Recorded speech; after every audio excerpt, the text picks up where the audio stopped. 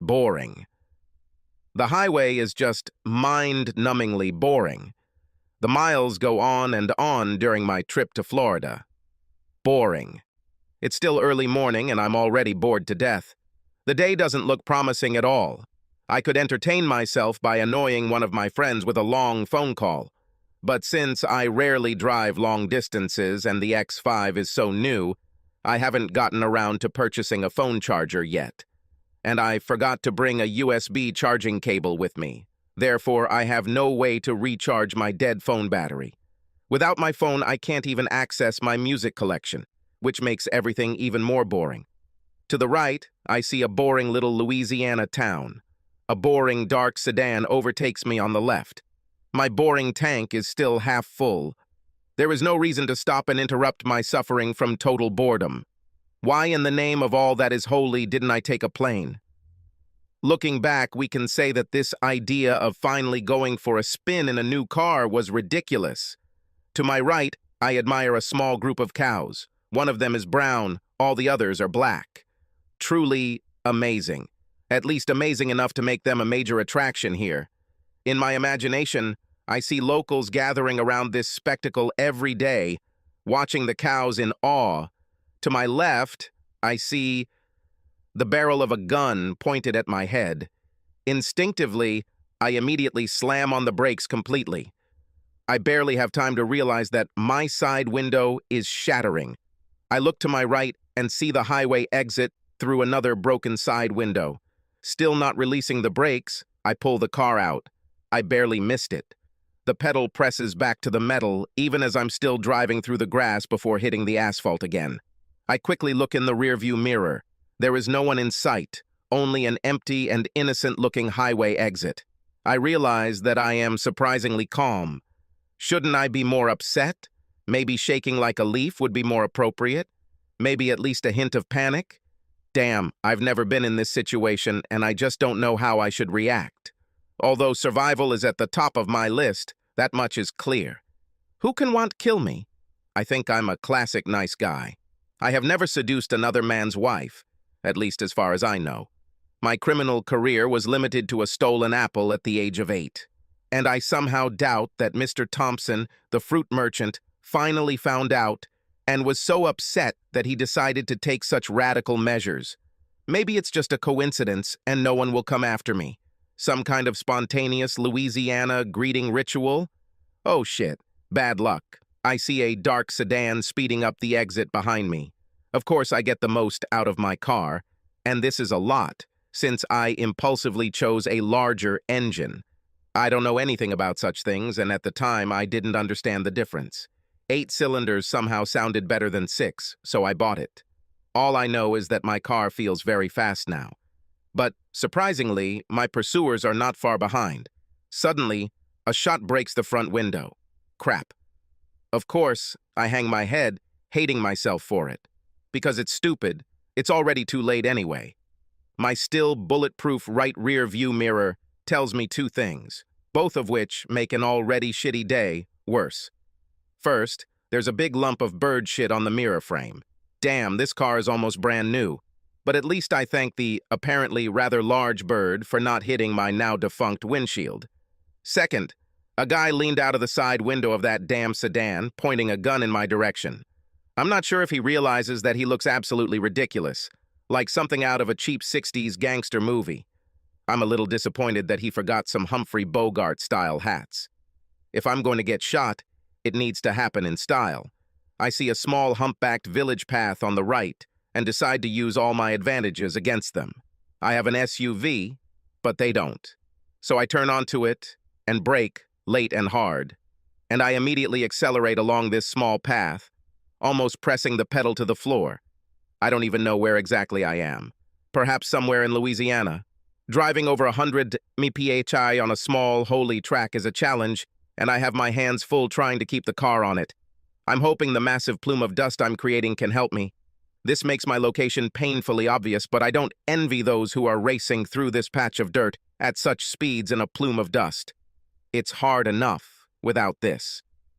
Suddenly, the steering wheel jerks and the tire pressure warning comes on. Hell, they probably hit the tire with a bullet. The car remains surprisingly stable, but I decide I have to give it up after all. I couldn't shake them off with 4 good tires, so I definitely can't cope with 3. I hit the brakes, get out of the car, and run. I'm just running. There are a few trees around me, but not enough to hide me. I don't look back. I hardly look where I'm running. I'm just running like hell. The bark of the tree to my right is shattered into a pile of splinters, but I don't care at all. I'm running for my life. I don't even know how many of them are chasing me. Maybe 1 or 2? 2, probably. This is how they always show it in the movies. No, the cops come in 2s, and the killers are always alone. Does it matter? No. But a surprising amount of things are running through my head in these supposedly last seconds of the life that I have so far enjoyed. Well, that was good. This is the phrase that probably describes it best. Always stick to the classics when in doubt. And it's sad that this good life should end so suddenly at the ripe age of 29. The fact is that I kind of won life's big lottery.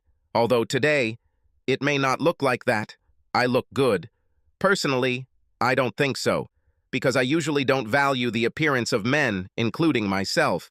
But that part of the female population that likes me assures me of this.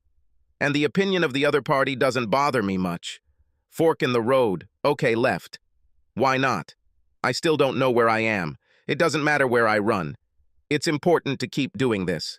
And I run more out of habit, to prolong my life as much as possible, rather than in the hope that it will somehow save me.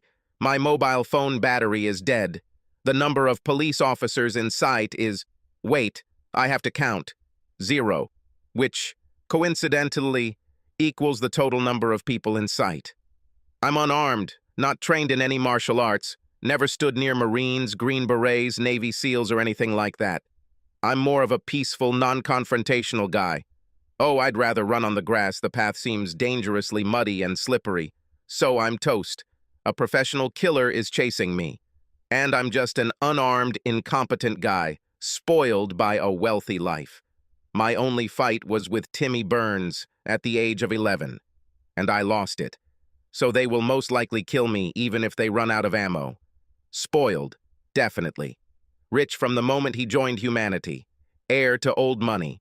Smart enough to graduate from an Ivy League college, but never intended to become a lawyer. He lived in luxury, did meaningless things, never contributing anything to the life of humanity, beyond just being there, blocking resources that could be better invested in more ambitious people. That's what it comes down to, old man. You're just redundant. No children, no responsibility for anything. You are a losing business for humanity. I somehow didn't notice this. I was just too busy being myself. I drove luxury cars, chased beautiful women, lived in beautiful houses, and traveled. But now, as I run along a dirt path somewhere in the South, it seems completely obvious. It is very likely that humanity will survive without my presence. More precisely, no one will care. The insight is quite disappointing, and it seems that it's too late to change your life. But one thing may be in my favor. I've always been good at sports and ran a lot. I think I've maintained a good pace so far. I can no longer hear anyone behind me, and even the shots have stopped. Okay, I'll take the left path again. So, maybe I was able to put some distance between myself and the killer, or a group of killers. For all I know, there could be up to 20 people chasing me. I grin, imagining a group of guys in blackened sunglasses stumbling down this damn path. But seriously, no more than 5 self-respecting killers could get into this shitty sedan. At least it's consoling that I won't die as ignorant as I lived. By this time, I already have an idea of who and why might want my death. The fact that I found myself in this somewhat uncomfortable situation was partly my own fault. The path leads me around the bend, and suddenly, I find myself in some kind of clearing. It looks like a trailer park. About 15 trailers are scattered across the clearing in a completely random order. None of them are aligned parallel to each other. Their arrangement is equally haphazard. They look like toys thrown here by a huge child. It seems that everything around is silent. Not a single person is visible. Most trailers are decorated with some strange decor, chains of lights, colored lamps, Everything that can give this place a tacky and cheap look is present. In its bad taste, this place is very harmonious. Well, I can't be picky, can I? I rush to the nearest luxury home, dropping the one with the Jesus loves you sticker that seems kind of out of place given the circumstances. I knock furiously on the door of my chosen potential refuge. I don't serve. You see, my light is off. A bored female voice tells me from inside. My God, what is this? Some kind of forest brothel? I'm running here for my life. But I'm glad someone is home and willing to at least talk to me, even through a closed door. Please open. It is important. It's a matter of life or death. You must help me. The door opens surprisingly quickly and I am pulled inside. It's quite dark here, and as soon as my eyes adjust to the surroundings, I see a blonde woman in front of me. Her face cannot be called beautiful. It's stunningly beautiful. She has the sharp, chiseled features of a classic beauty. What is she doing here? This doesn't seem right. I have no idea why, but somehow I feel like a beautiful woman, like her, shouldn't be living in an old trailer in the deep woods in the South working her body. Everything should be wrong according to Josh's rules of life. She is about a head smaller than me and looks at me expectantly, clenching her fists at her waist. Her makeup is overdone and tacky, but maybe that's what's in demand here. If a little attention was paid to her styling and clothing, she would be an incredible beauty. I almost don't notice that the trailer seems to be filled with books, which surprises me a little. Well, sorry to bother you, ma'am, but someone is following me and, to be completely honest, is trying to kill me. By the way, my name is Josh. I reach out my hand in hopes of breaking the ice. I hope she accepts it. I desperately need her as an ally. She studies my hand carefully before slowly reaching out and taking it. Hello, Josh. I'm Mia. She takes my hand, which I take as a good sign. The fact is that life here may not be ideal, but I kind of got used to living, and I plan to live like this for some time. I'm 26 years old, and I think it might be a little early for my big departure. So as much as I would like to help you, I don't see the point in putting my life in danger for a stranger. You see, for all I know, you could very well be the villain in this story. Wow, she might be working out of a dingy trailer in the middle of nowhere, but she's definitely not stupid or uneducated. Quite eloquent, actually. I love her sense of humor, even in such stressful circumstances. This is wrong, I swear. Well, given the current situation, a little more talkativeness than now would be helpful. My life may depend on this. This may be the first and only situation where my abilities as a womanizer will significantly improve something meaningful. And this is apparently the first time I've completely failed since Peggy Andrews gave me a bitchy slap in the 10th grade. So give me at least one reason to help you. Imagine an alternative. You're sending me there again. They will definitely kill me. And you'll have to live with it. Risky. I play the guilt card. I don't like myself for this, but I'm desperate. So you bet your life on the fact that I am a moral woman? You're talking to a slut.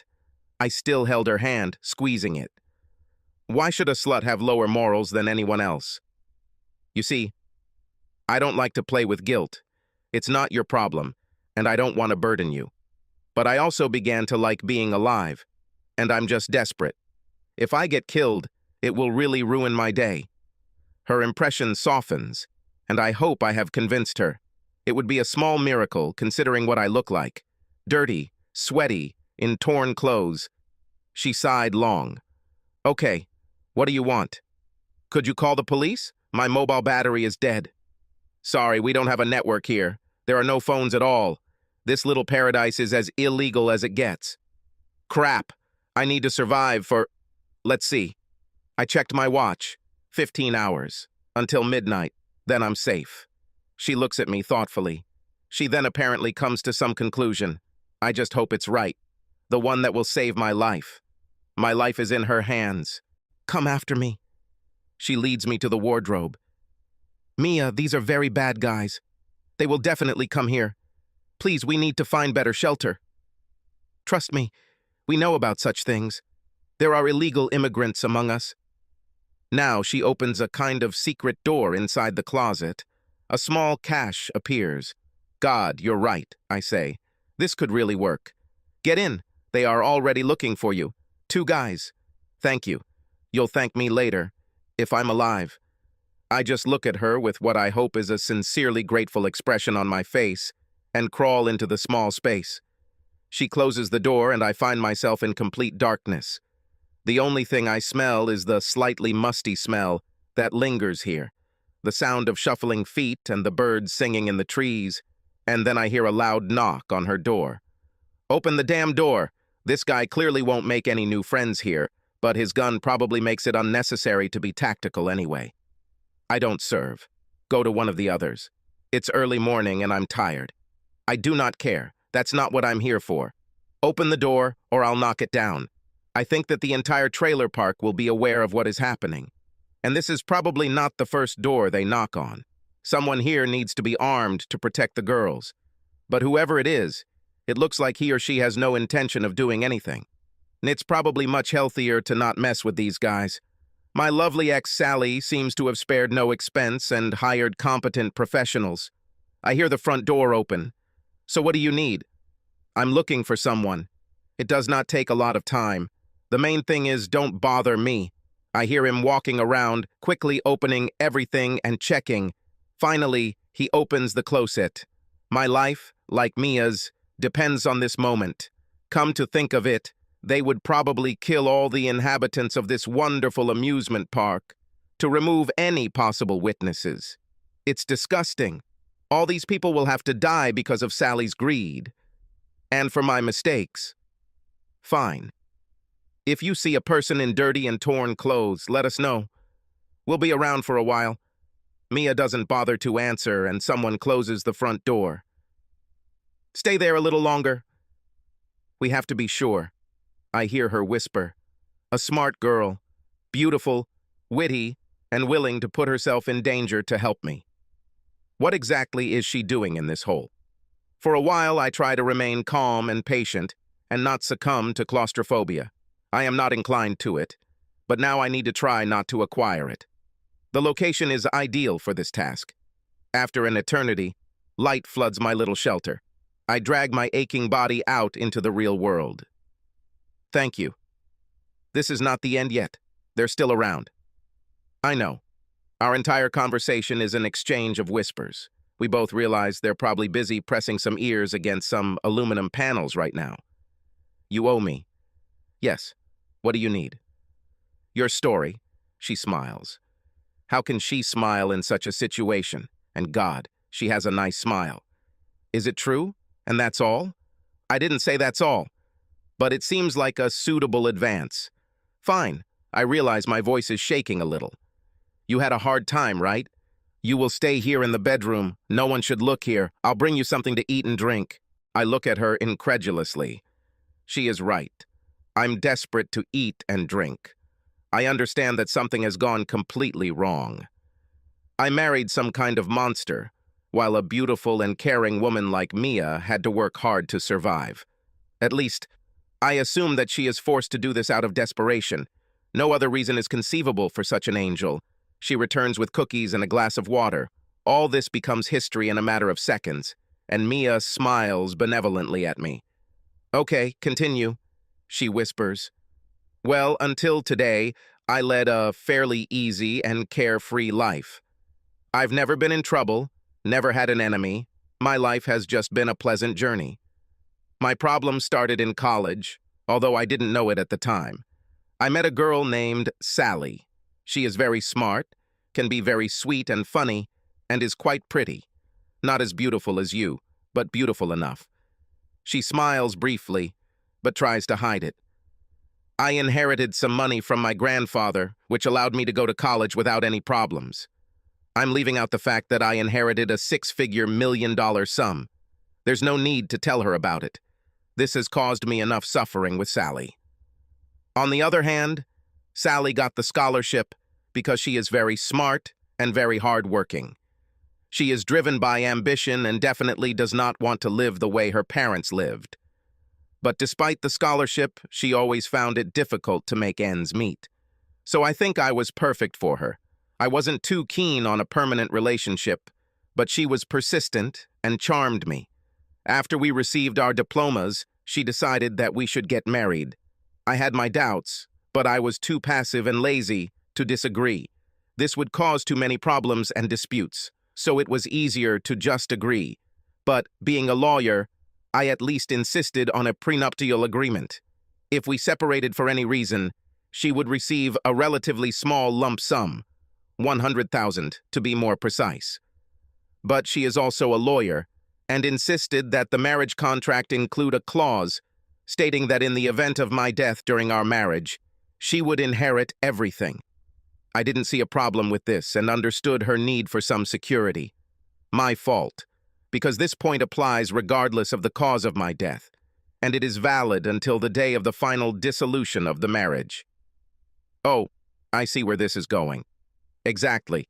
Long story short, our marriage quickly went downhill. She may not have had any intention of keeping it, and I sometimes suspect she even actively wanted to end it. Honestly, I have no idea what she's thinking and never have. Anyway, I caught her with another man. Maybe she wanted me to catch her, I have no idea. Of course, I immediately filed for divorce. I believe she was forced into the prenuptial agreement against her will and only gave in because of the death clause. Perhaps she intended to get my money this way from the very beginning. After I filed for divorce, I'm sure she was strapped for cash. The divorce was finalized 6 months ago, and 3 days ago my lawyer advised me to pay her the small amount to which she was entitled.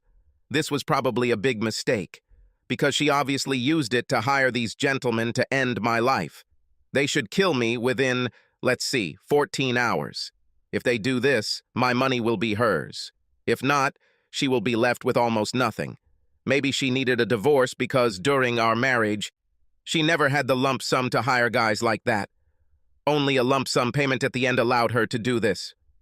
Wow, not a bad story. Yes, and I hope it won't be a short story. Me too, because your end will also be my end. This is going in the wrong direction. So what's your story? Oh, this is a sad story. Do you really want to hear it?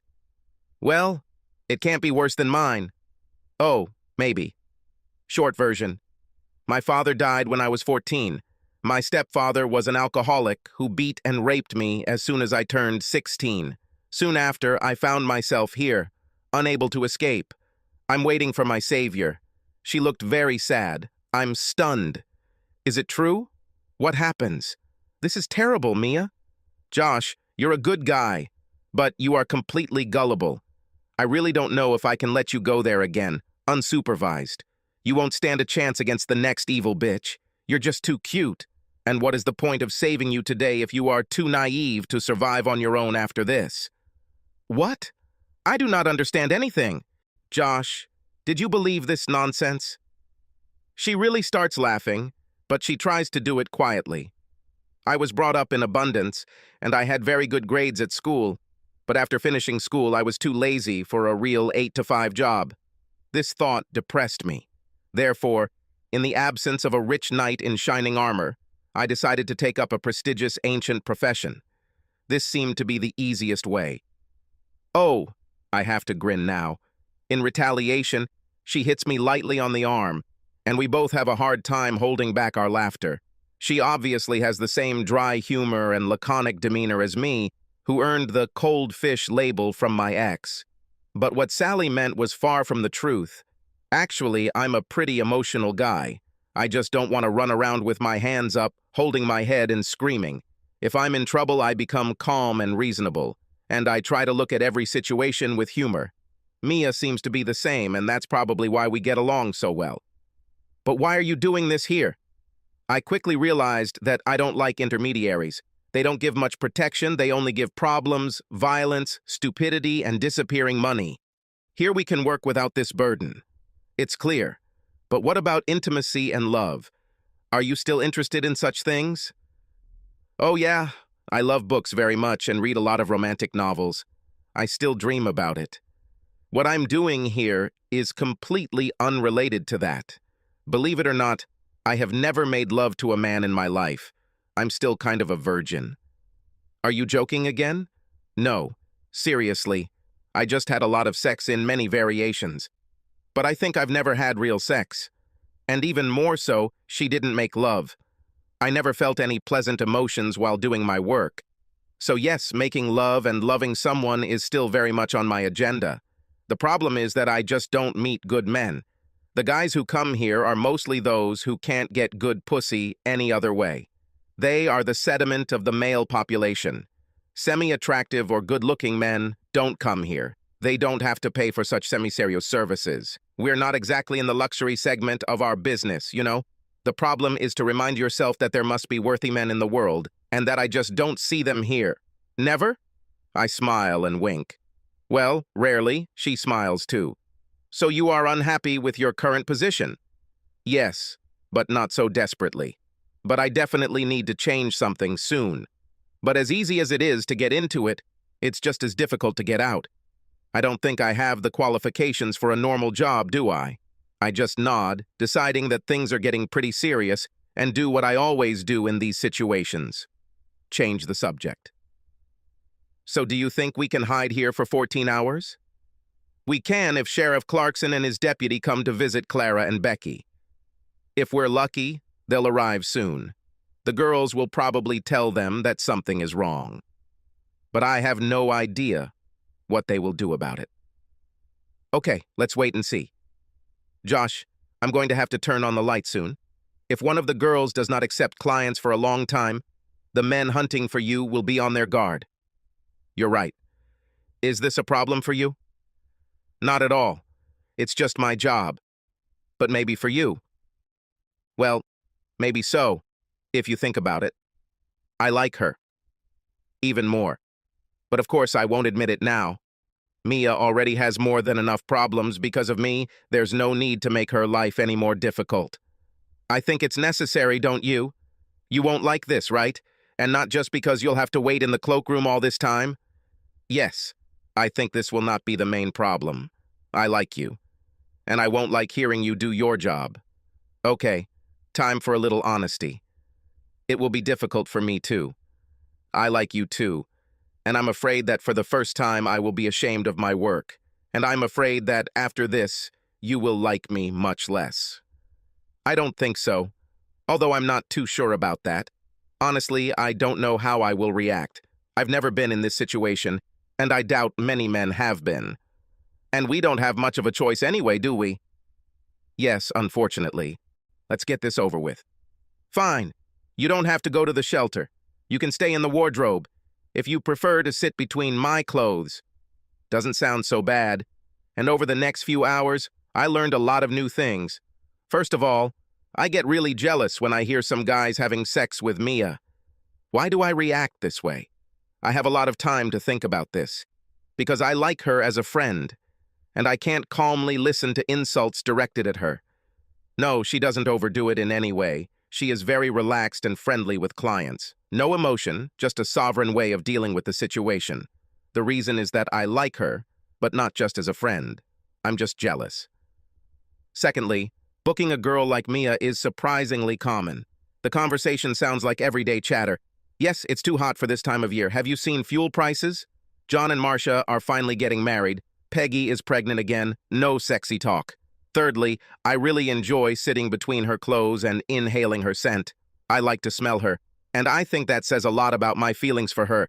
Between her clients, I can leave the wardrobe, but I don't want to be tactless by taking advantage of the situation to see her in my non-existent work clothes. It would be tactless. Of course, I would like to fully examine her naked body, but somehow I don't feel right, so I don't take my eyes off her face or somewhere else. She notices my problems, smiles slightly, and puts on a robe. After 3 hours and the same number of Johns, the situation changes. Oh, the sheriff and 2 of his colleagues arrived. Mia looks out the window and I have to hide. They head to Clara, Becky, and Andrea's trailers. Now things are about to get interesting. She continues to watch the scene unfold. They're coming out again, all 3. Everyone has their guns ready. They are talking. Deputy Andrews walks toward the patrol car. Now it gets more interesting. If the killers decide to shoot them, they will have to kill all of us. But it's risky.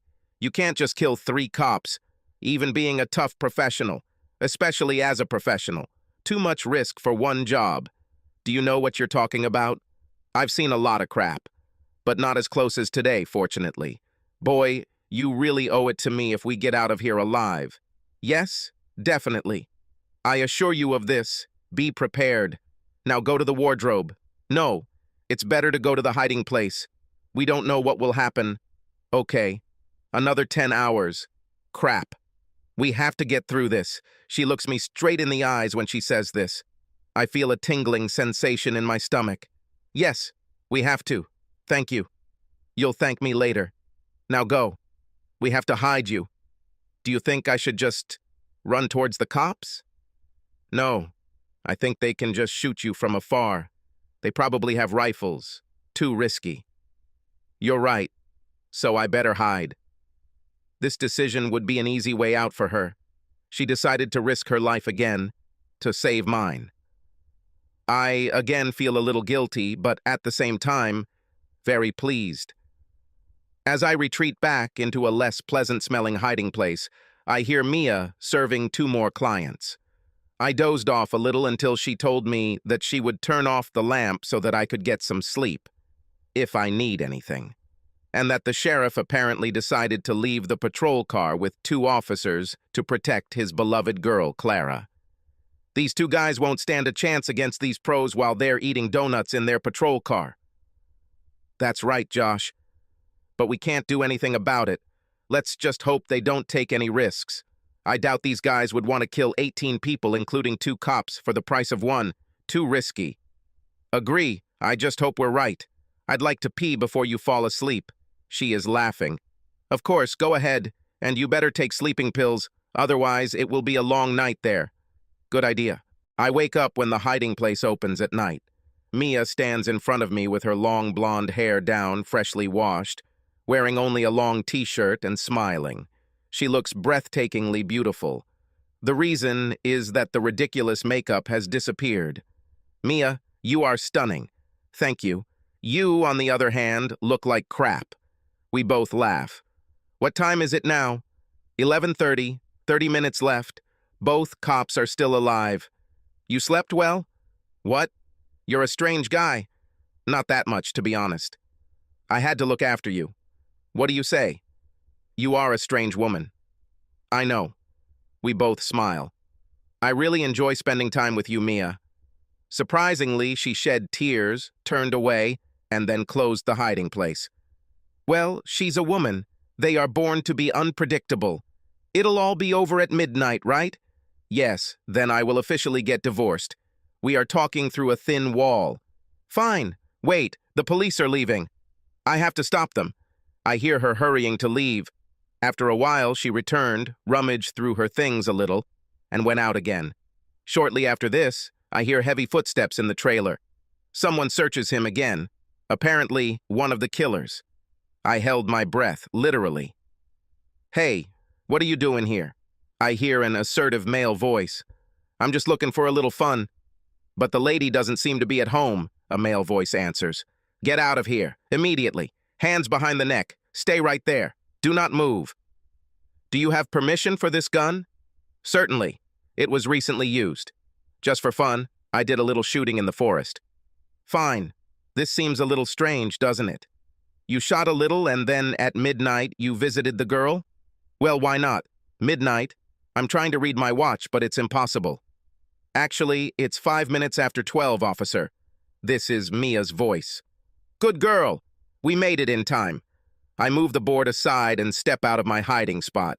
The officer and the killer look at me in surprise as I enter Mia's small living room. And who are you? I am the one this man is looking for. I'm the one someone tried to shoot yesterday. They had to kill me before midnight, and it looks like they didn't succeed. Crap, the killer exclaims and looks at his watch. Well, maybe they're not such professionals after all. Lie! The officer throws him to the ground. I said, don't move. He quickly handcuffs him. There's another one like that here, says Mia. I understand that she is one of those who thinks practically. Compared to her, I'm useless at this. Dan, carefully. We could be in trouble, the officer shouts. Don't move, we hear from outside. The time that follows is quite hectic. The officers are very nervous and insist that I take them to the station. I can't even say goodbye properly. Mia looks very sad as she watches me get into one of the patrol cars. She tries to put on a brave smile and waves her hand slightly. After that, she hurries to her trailer. Does he think she'll never see me again? There's nothing I can do about it now. The police car is already leaving. I decided not to press charges against anyone. I don't want to live in fear until I can testify in court. I don't want to change my identity into some witness protection program. Hell, I didn't even see the face of the person who shot me. It could have been one of the two guys in the trailer park or anyone else. The trial would have ended in nothing. It's not worth it. I don't even mention my damaged car. It would simply be confiscated as evidence. And I'm far from home. I need her. For much more important things than a fruitless war with the guys my beloved ex hired. The chance that they will turn it in is minimal anyway, because they are in no real danger of being convicted, and I have absolutely no interest in these guys. So I have to admit that I'm letting these guys just walk out of the police station with me. One of them even congratulates me for surviving. I wouldn't bet on it. You're a damn good driver and a fast runner. Well done. Strange. What is he waiting for? That I'll give him a high five? Am I treating this like some kind of sporting competition? I think it's a little more personal. Were you hired by a man or a woman? Buddy, we never talk about such things. But women, of course, can be evil bitches. In general, do you understand? He grins and leaves. That's all I need to know. So my ex hired them personally, not her lover. I managed to charge my phone at the police station, call a tow truck, and pick up my car from the mechanic. 2 days later, I left my hotel room, picking up the previously repaired car. My car is like new again. Even the bird crap is gone, and I love just sitting in it. I somehow became one with this car. After all, so far this is the only car in which I managed to survive a potentially deadly chase, and I hope that she remains the only one. I don't think I'll ever sell it. I start the engine but let the car idle for a while. I enjoy the air conditioning and feel like this is an important moment in my life. One of the big forks in the road. But one of the paths seems dark and unattractive. It represents the single life I chose to live after a failed marriage. The other path is well lit. Multicolored flashing arrows point to it. A large hand beckons me towards her, and it says Maya in big glowing letters. And so I finally put it in gear and drove towards the trailer park. What will I find there? Will she still be there? Would she want to go with me to an unknown future? She seemed quite comfortable there. Her current profession worries me surprisingly little. Well, there's only one way to find out, right? My car finally pulled into the trailer park. I had difficulty finding him, despite the description one of the officers gave me. And to be honest, I'm a little nervous. Much depends on what comes next. This time, most of the women seem to be outside. They are all sitting on some kind of porch and seem to surround one person. I get out of the car and slowly walk towards the group, expecting Mia to be part of this gathering. To my surprise, she is sitting in the center, and to my surprise, they all seem to console her.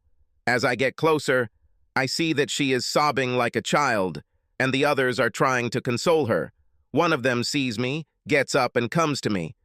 "Sorry, guy, we are closed today. Please come back tomorrow." I'm surprised how empathetic these women are. They lose a day's income to help a colleague in need. No, I'm not a client. I came to visit Mia, and no one will stop me. Are you Josh? Exactly. You're an idiot. You better get to her quickly. This girl is destroyed, but she smiles kindly. Mia is now sitting with her elbows on her knees and her face buried in her hands.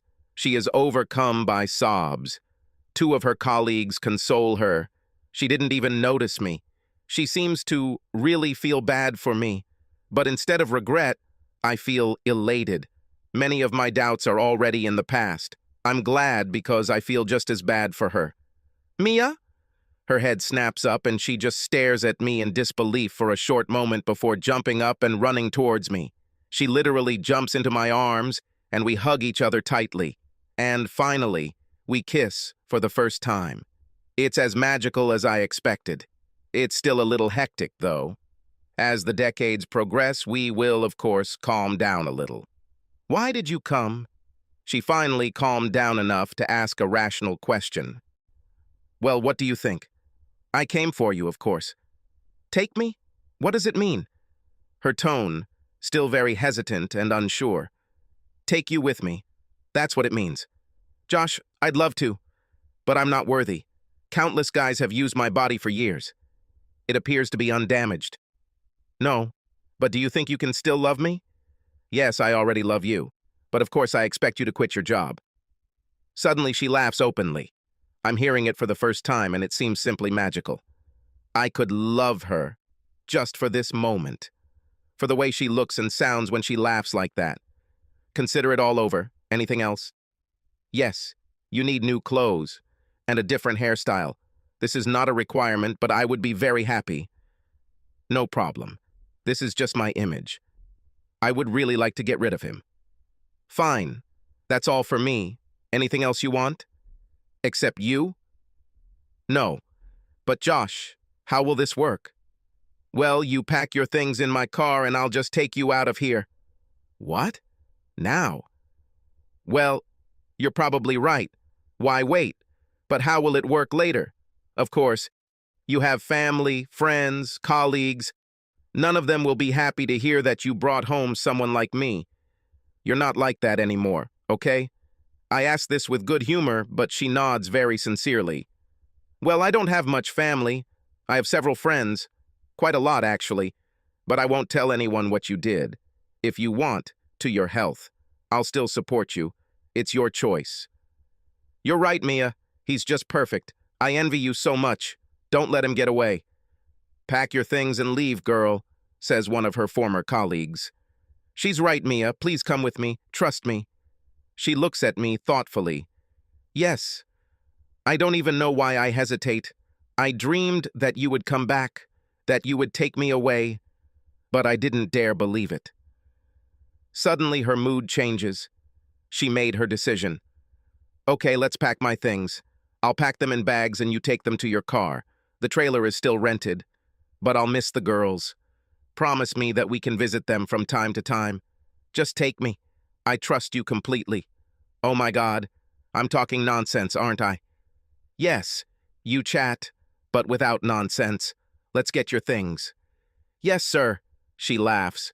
She disappears into her trailer while I fold down the back seats of my car to make room for her things. She reappears as a completely different woman. Decent clothes, light and tasteful makeup. Wow, delicious. Do you like it? She smiles widely. She then disappears again to gather her things. I decide to follow her to help her, but am quickly kicked out again. While I'm trying to solve the puzzle of how to get her things into my car, she's busy tearfully breaking up with her friends. Having solved it, I wait patiently for her to finish. Finally, one of the women approaches me, followed by the others. As expected, I have to promise that I will take good care of her. Otherwise, they will come after me. I bear it with good humor. It turns out that Mia doesn't have a car, but all the women share the same old truck. So all her things are already mine.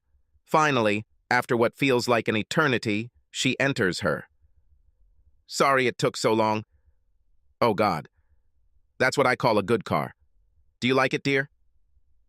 Expensive? And she leans towards me and kisses me wildly. So where exactly are we going? Where will I live? She smiles sweetly at me, full of trust and anticipation. It's contagious. Austin, Texas. Oh, that sounds good. How long will it take to get there? Few hours. Not so bad. Oh, Josh, are you sure about this? This is the last chance to cancel everything. You are crazy? You belong to me. I won't let you rot in this trailer. You don't belong here. You will come with me. You will live in my house. And even if nothing works out between us, I will help you improve your life. Oh, it's not like that now? Is this so? No, not really. She looks coyly. Right. But anyway, let's think about it later. Now we're just starting both our lives over again. Fine, let's not talk about anything too serious. I think we both need to leave our past behind. Agreed. Let's just enjoy our journey. And it turned out that traveling with her was much less boring than traveling alone. In fact, I really enjoy it. A few hours later, we turn into my driveway, and Mia looks at me in disbelief. "You're kidding, right?" My large, modern, mansion-like home comes into view, and she gasps in shock. "Josh," she says mockingly, "is there something you somehow forgot to mention? This is definitely not your home, right?" Well, maybe," I answer mockingly, trying to feign remorse. "Oh my God, so that's why she tried to kill you. Being this rich can be dangerous." "Oh yeah, to say the least. Being rich and gullible is a dangerous combination." "So, who is this woman sitting on the porch of your house?" "No, this can't be true. I can't believe it. She actually has the nerve." Wow. Great. It will be fun. I can officially take you away from her." As we walk towards my beautiful ex-wife, I realize that I am very glad that I have Mia for support. And to wipe Sally's nose. It's just perfect when you think about it. Not only did I survive her attempt to kill me, but I returned with a woman much more beautiful than her on my arm. Sally is certainly not ugly. She has long, black, straight hair, she has a beautiful face, and she is always dressed and styled to the highest standard. This undoubtedly gives a woman a certain attractiveness. But Mia is just a natural beauty. Sally can't compete with that. Mia's face is in a different league. And, without seeing her naked, I got the impression that her body could at any time lay claim to the title of central figure. Sally is slim and well-trained. She truly made the best of what she had. But Mia is simply more attractive, even without any styling. Not that any of it matters much. I want Mia next to me, and I don't want Sally. Even if Sally was prettier, it's just hard not to compare them now. Ah, Josh, honey, there you are. Finally, I do not know what to say. So much time has passed. So many things went wrong. Josh. She continued talking to my shoes. We really need to talk. Darling, we should be together. But, well, we've made so many terrible mistakes. We made mistakes? I definitely don't remember many of mine. Trust in her was one of them, that's for sure. Well, this will be interesting. I decided to remain silent. Please, honey, I beg you, let's go inside and talk. Looks like you changed the locks. She even manages to look teary, an amazing acting achievement. Sally, may I remind you that you haven't lived here for 6 months? You live with Terry, the guy you cheated on me with. We're divorced. Do you remember? Josh. She squeezes her hands. Everything about her performance is truly perfect. Terry was just a bad mistake, dear. Please believe me, I love only you, always only you. I know I've made a lot of mistakes. I put you through something you didn't deserve. But please let me make it up to you. Please, I will do everything that you want. I will be the best wife you can imagine. Give me a chance, Josh.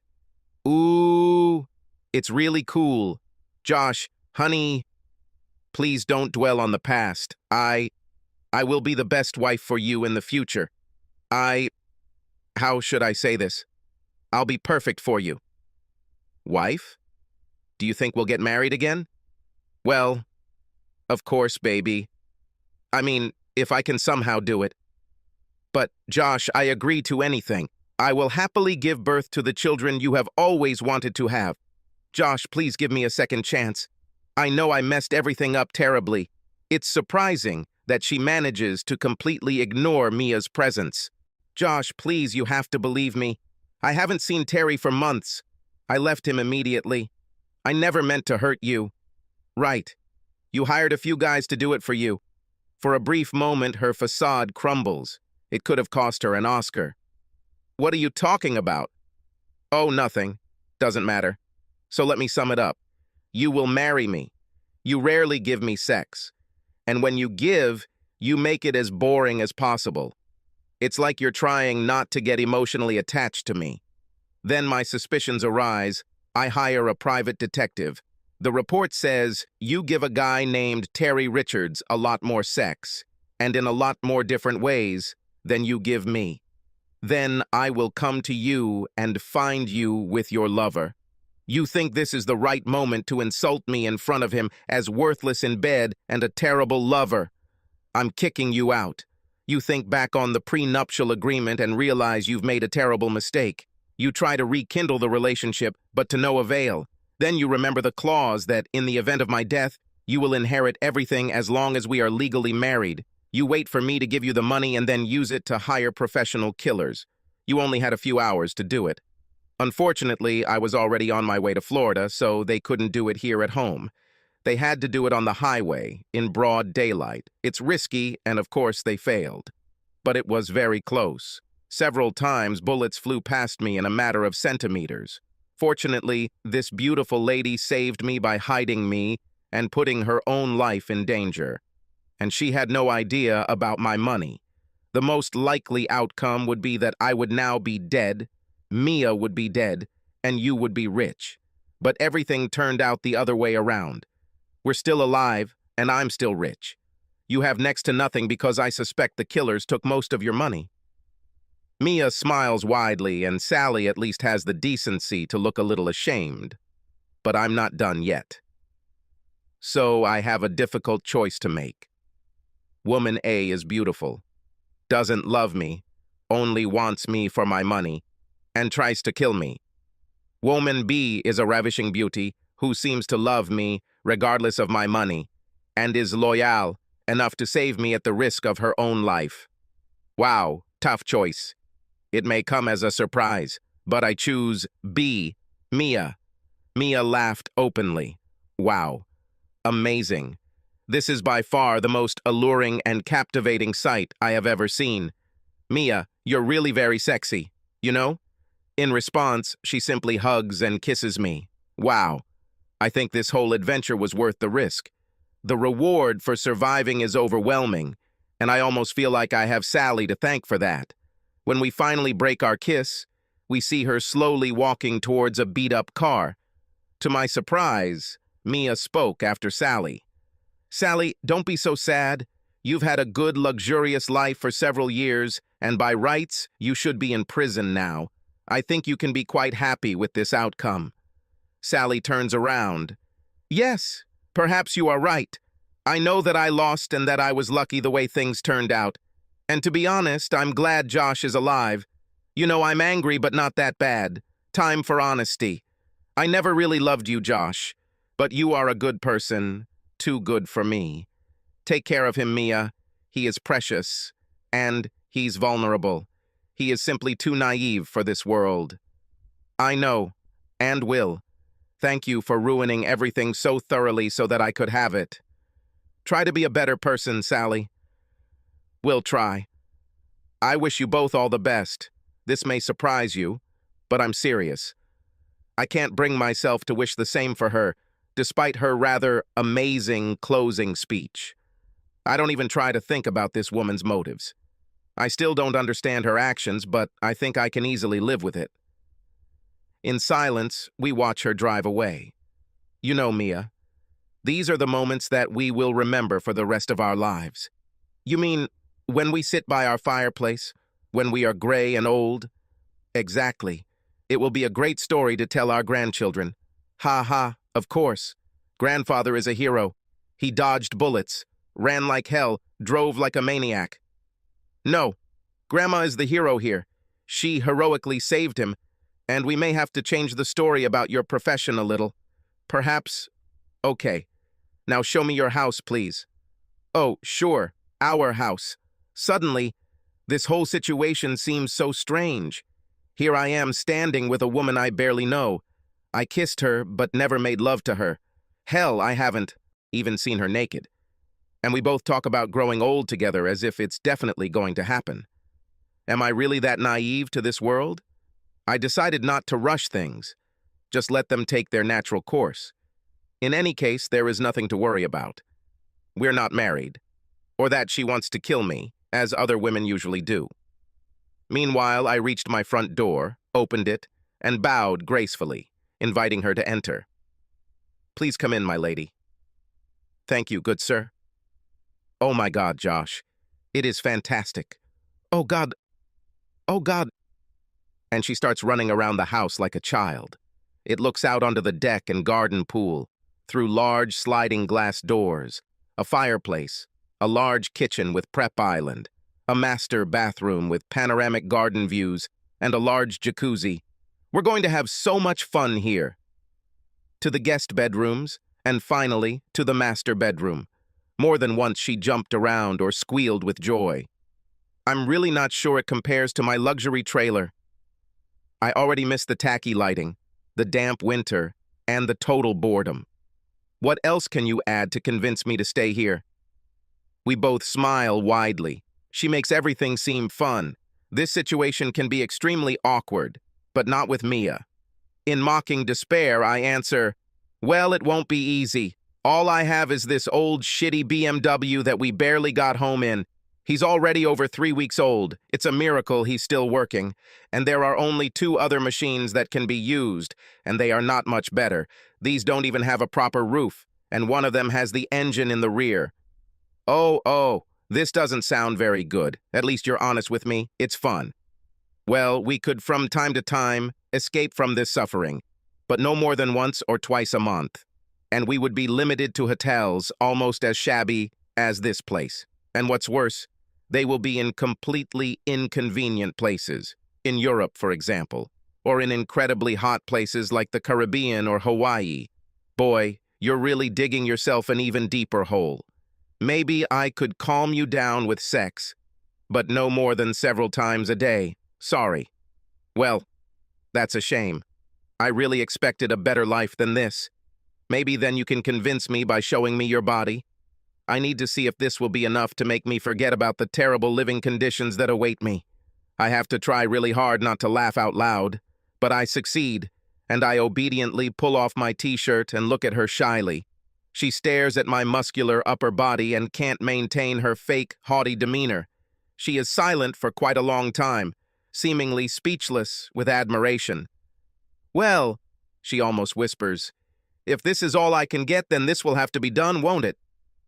I laugh out loud and just pick her up and carry her to my bedroom. She giggles happily all the time. After a few seconds, for the first time, I can truly appreciate her naked body. God, how in the name of all that is holy can I keep a woman like that?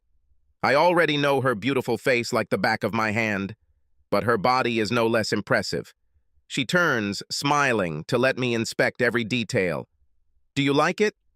Seriously? You're just a walking dream. These breasts can't be real, can they? She looks too divine to be true. Well, it is. Thank you. I already guessed this. Otherwise, I would not have talked about it. Piercing looks perverted. I think I would vote against them if asked. But now that I see them, I have to admit that they look sexy. I have a nice chain to connect the rings, but we'll try that later. I don't want to go through my things right now, but rest assured, we'll have fun. Oh, wow, is all I can say before she attacks me. And God, she has a lot of pent-up sexual energy. What I experience has nothing to do with what she did for her clients. She is my dream, Tess. Josh, you'll never get rid of me again. This is the perfect dream for me. If necessary, I will use handcuffs or super glue to keep you close to me. No need. Oh, I have an idea. I saved your life. In any case, you are my property. I'm lucky. She winks very sweetly. I'm happy. I don't think I've ever been so happy in my entire life. That is why I am now smiling like an idiot who has just been pulled out of the forest with a crust of bread. And I don't mind at all. I already know that I am addicted to this woman. But how can I keep her? She's so beautiful. She can get any man she likes. Josh? Yes. Josh, it was fantastic. My first lovemaking, and it was better than I had hoped. Much better. And do you know the reason for this? Yes. Do you love me? I'm feeling it. And I love you. Yes. I know. Nothing else matters. Will she run away if I propose to her right now? I'm afraid this might scare her away. She has always been completely independent, which is why she chose to work in this shitty environment. I think it's best if I give her time to get used to being tied to someone. Josh, you've been single for quite some time. A few days, actually. That's longer than a man with your qualities should be. If you propose to me, there is a chance that I will accept. My head turns towards her. She's smiling so sweetly again, and I'm not sure she's serious. Really, Mia? Oh my God. But Josh, I'm not a gold digger. I don't want to be perceived that way. I don't want even a shadow of doubt about it. So I hope you still have that old prenuptial agreement. What? Yes, I have it. But I'm afraid I forgot to take the addresses of these killers. You'd have to hire your own. They weren't that successful anyway. Moron, she says with a laugh and lightly hits me in the side. We both just smile and hug for a while. I think we should buy you a ring tomorrow, I say after a few minutes of silence. Damn right, but she laughs a little. She is clearly not sure of the sincerity of my plan. This is a problem if you joke all the time. You never know when things will suddenly get serious. Seriously. What? Josh, I'm just kidding. Josh, I am not kidding. Oh, Josh, are you serious? Thank you. Yes. Just in case you just proposed to me. Yes. Yes. She suddenly starts crying and hugs me tightly. Oh, I think I did. Great. Thank you for agreeing. I kiss her deeply. Why did you thank me? For what you are, for accepting me, for choosing me and letting me save you. She smiles again. She is gorgeous. She changes her mood like a child. Nothing serious sticks around for too long. With joy. Okay, my fiancé, where can we get my ring? And to make it clear, I will be just as happy with a ring made from a jar insert. Place Vendôme. What? Where is it? I've never heard of this one. Oh, they have the best jar rings there, my dear bride. Wow, thanks, Josh. It looks like you're really serious. Yes. Wait for me on your knees as soon as we buy the ring. She had already taken my iPad and was Googling Place Vendôme. No! Oh! Paris. And with that, she hugs me so tightly that I can hardly breathe. However, I don't want her to stop anymore. Some things are more important than breathing. Subscribe to our channel so that your second chaff doesn't cheat on you, and go ahead and listen to the next story, because this story is nothing compared to the next one.